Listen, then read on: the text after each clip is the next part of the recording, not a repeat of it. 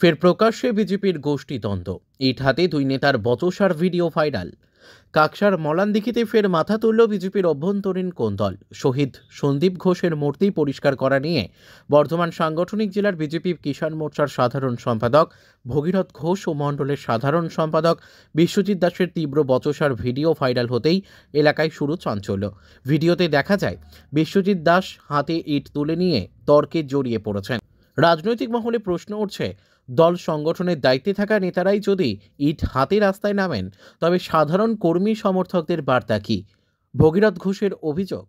তিনি আরও জানান, বিষয়টি ইতিমধ্যেই বিজেপির উচ্চ নেতৃত্বকে জানানো হয়েছে। অন্যদিকে ফোনে মণ্ডলের সাধারণ সম্পাদক বিশ্বজিৎ দাসের জবাব, সাংবাদিকের পরিচয় যাচাই না করে কোনো মন্তব্য করব না।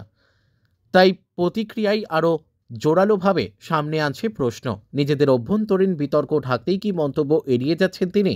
এলাকার যুব তৃণমূল সভাপতি অনন্তরূপ বন্দ্যোপাধ্যায় কটাক্ষ করে বলেন, রাজনৈতিক পর্যবেক্ষণের মতে এটা কোনো বিচ্ছিন্ন ঘটনা নয়। গত কয়েক মাস ধরে জেলার বিভিন্ন এলাকায় বিজেপি নেতাদের প্রকাশ্য দ্বন্দ্বই ইঙ্গিত দিচ্ছে সংগঠন ভেতর থেকে ক্রমশ ভেঙে পড়ছে, নাকি দলে প্রভাব বিস্তারই এখন মুখ্য হয়ে উঠেছে।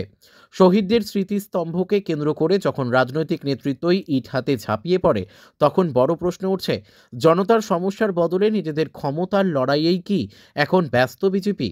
জেলা সংগঠন কি আদৌ নিয়ন্ত্রণ রাখতে সক্ষম? এই ঘটনার পরে জেলায় বিজেপির ভাবমূর্তি কতটা চ্যালেঞ্জের মুখে পড়ল, তা এখন রাজনৈতিকভাবে গভীর আলোচনার বিষয়। আমরা কালকে দেখলাম যে রূপগঞ্জে যে ওরা বলে যে ওদের শহীদ হয়েছে, আমি এটা মনে করি না কোনো রাজনীতির ম্যাটার।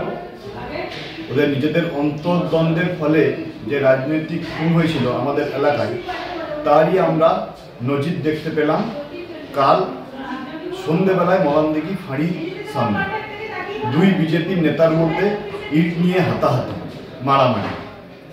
তো এর থেকেই প্রমাণিত হচ্ছে যে ওখানে রূপগঞ্জের যে ছেলেটি মারা গেছিল সরস্বতীগঞ্জ গ্রামে, যেটা নিয়ে বিজেপি রাজনীতি করছে, সেটা আদতে রাজনৈতিক মার্ডার কোনো কিছু নয়।